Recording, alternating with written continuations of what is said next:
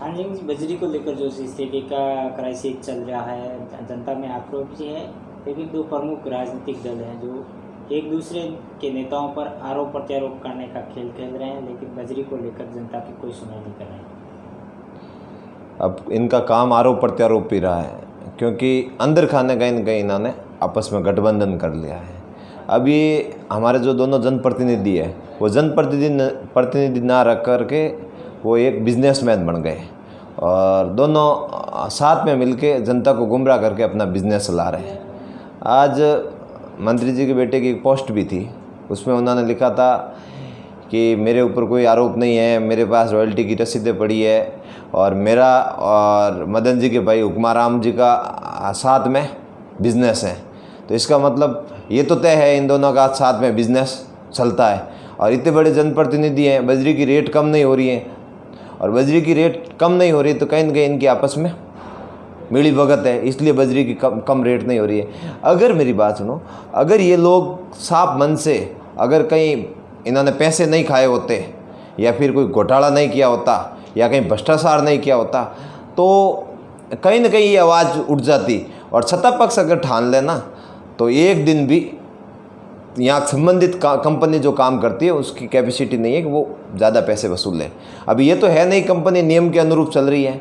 नदी में जो खंबे लगने चाहिए वो खंबे लगे हुए नहीं हैं, नाप तोल हो नहीं रखा है, 91 में वो खनन कर रहे हैं। और दूसरा, जब 38 से लगा के रॉयल्टी मिला के 50 रुपये रेट है, तो 50 रुपये रेट होने के बाद 550 रुपये रेट वसूली जा रही है। और विधायक जी उल्टा सीधा बोलते हैं। अब उनका क्या है कि मानसिक संतुलन बिगड़ गया है, क्योंकि उन्होंने जनता के सामने थोथा वादा तो कर दिया जिला बनाने का, वो हो नहीं रहा है, तो उनका मानसिक संतुलन खो गया है।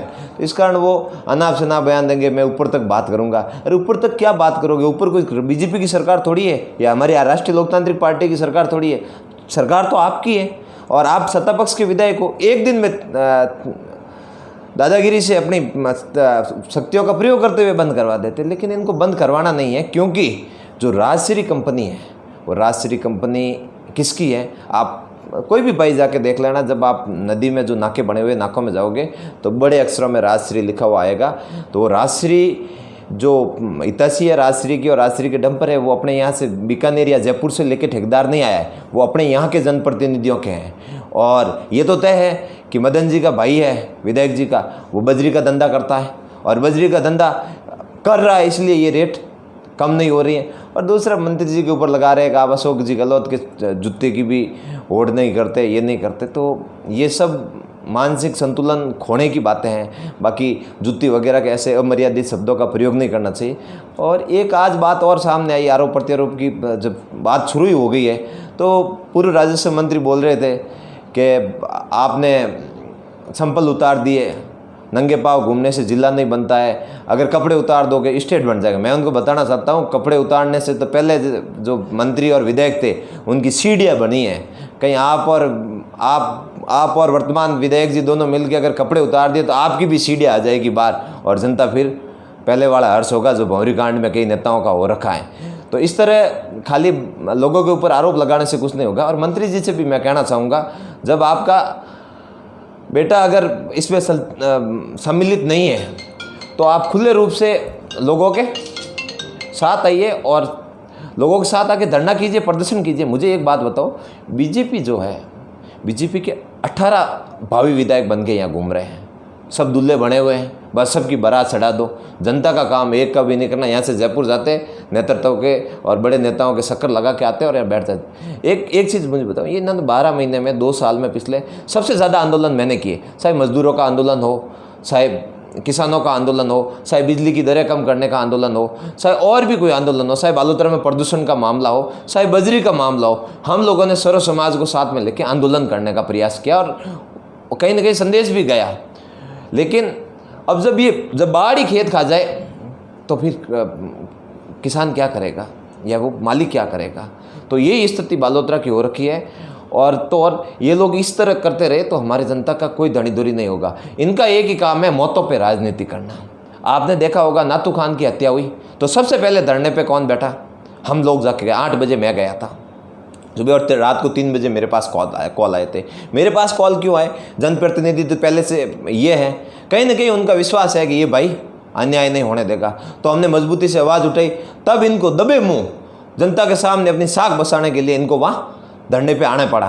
तो धरने पे आने के बाद इन्होंने वहाँ गेम सेटल किया, क्योंकि इनका कमऊ पूत है डिप्टी। मैंने वहाँ पे खुले मन से पैरवी की थी कि डिप्टी और संबंधित फर्म के ठेकेदार के ऊपर 120B का मुकदमा दर्ज होना चाहिए और डिप्टी की कॉल डिटेल निकलनी चाहिए। मैं आपको बता दूं कि अगर डिप्टी की कॉल डिटेल निकलती तो निश्चित तौर पे विधायक जी जेल जाते, क्योंकि डिप्टी की इस मामले में 10 बार इनकी बात होती है। इनको लगता है अपने कोई पूछने वाला नहीं है, तो एक गलतफहमी माइंड से निकाल दे। आपका जो ये भूत है ना, सत्ता का जो नशा है ना, 1 मिनट में जनता उतार देगी। और आप 2 अक्टूबर को जिला बनाने की बातें कर रहे थे, कोई जिला नहीं बना। इनका तो अब जाने के दिन है, इसलिए ये सोच रहे पूरा बालोतरा का मैं मालिक बन जाऊँ, पूरा बालोतरा मेरा हो जाए, पूरे बालोतरा में सब जगह प्रॉपर्टियाँ मेरी हो जाए, सब जगह ठेके मेरे हो जाए, सब जगह आदमी मेरे लग जाए। तो ये संभव नहीं है, राजा महाराजाओं के टाइम में भी नहीं हुआ।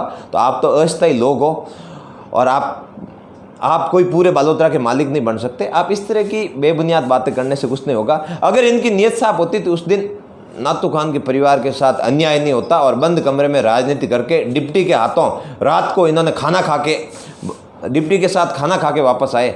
और डिप्टी को ये 1% भी नहीं बोल सकते। तो मैं बीजेपी के ऊपर आरोप लगाना चाहूँगा।